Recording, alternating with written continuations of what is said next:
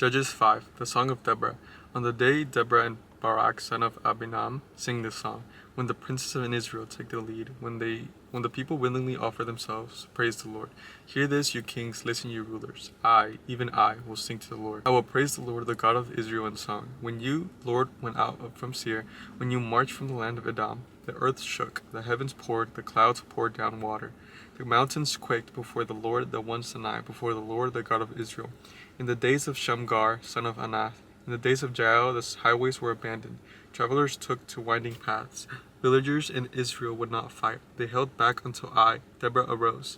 Until I arose, a mother in Israel. God chose new leaders when war came to the city gates, but not a shield or spear was seen. Among 40,000 in Israel, my heart is with Israel's princess, with the willing volunteers among the people. Praise the Lord. You who ride on white donkeys, sitting on your saddle blankets, and when you walk along the road, consider the voices of the singers at the watering places. They recite with victories of the Lord, the victories of his villagers in Israel. Then the people of the Lord went down to the city gates. Wake up, Deborah. Wake up, break out in song. Arise, Barak. Take captive your captive sons of Abinam. The remnant of the nobles came down. The people of the Lord came down to me against the mighty. Some came from Ephraim, whose roots were in Amalek. Benjamin was with the people who followed you. From Machir, captains came down. From Zebulun, those who bear a commander's staff. The princess of Ischar were with Deborah. Yes, Ischar was with Barak, sent under his command into the valley. In the districts of Reuben there was much searching of heart. Why did you stay among the sheep pens? To hear the whistling for flocks in the districts of Reuben, there was much searching of heart. Gilad stayed beyond the Jordan, and Dan, why did he linger by the ships? Asher remained on the coast and stayed in his covers. The people of Zebulun risked their very lives. So did Naphtali on their terraced field. Kings came, they fought, the kings of Canaan fought. At Tanach, by the waters of Megiddo, they took no plunder of silver. From the heavens the star fought, and their courses they fought against Sisera. The river Kishon swept them away, the age-old river. The river Kishon marched on my soul, be strong. Then thundered the horse hoofs, galloping, so go his mighty steeds. Curse Meroz, said the angel of the Lord. Curse its people bitterly, because they did not come to help the Lord. To help the Lord against the mighty, most blessed of women be Jael, the wife of Heber, the Kenite, most blessed of tent-dwelling women. He asked for water, and she gave him milk. In a bowl fit for nobles, she brought him curdled milk.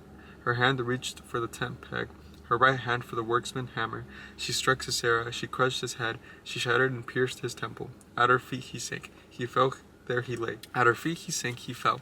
Where he sank, then he fell, dead. Through the window peered Sisera's mother. Behind the lattice she cried out, why is his chariot so long in coming? Why is the clatter of his chariots delayed? The wisest of her ladies answered her. Indeed, she keeps saying to herself, are they not fighting and dividing the spoils, a woman or two for each man? Colorful garments as plunder for Sisera, colorful garments embroidered, highly embroidered garments for my neck. All this is a plunder. So may all your enemies perish, Lord, but may all who love you be like the sun. When it rises in its strength, and the Lord has peace for 40 years.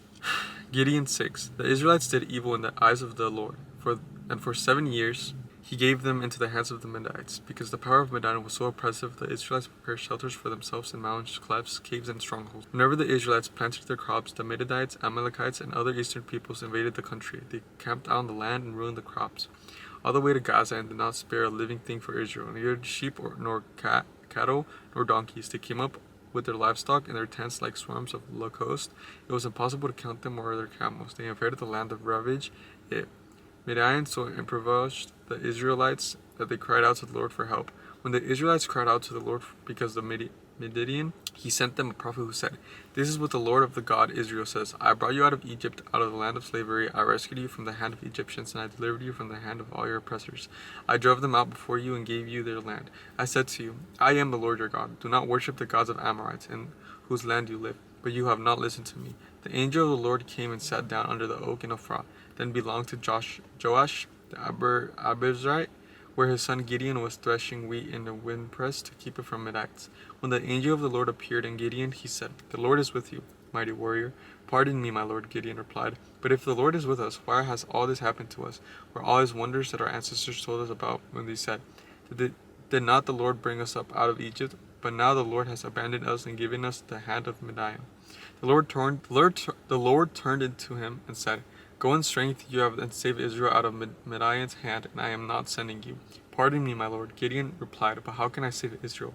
My clan is the weakest in Manasseh, but I am the least in my family. The Lord answered, and I will be with you, and you will strike down all the Midianites, leaving none alive. Gideon replied, if now I have found favor in your eyes, give me a sign that is really you talking to me. Please do not go away until I come back and bring my offerings and set it before you. And the Lord said, I will wait until you return. Gideon went and said, prepared a young goat, and from an ephah of flour he made bread without yeast, putting the meat in a basket and its broth in a pot. He brought them out and offered them under his oak. The angel of God said to him, take the meat and the unleavened bread, place them on this rock, and pour out the broth. And Gideon did so.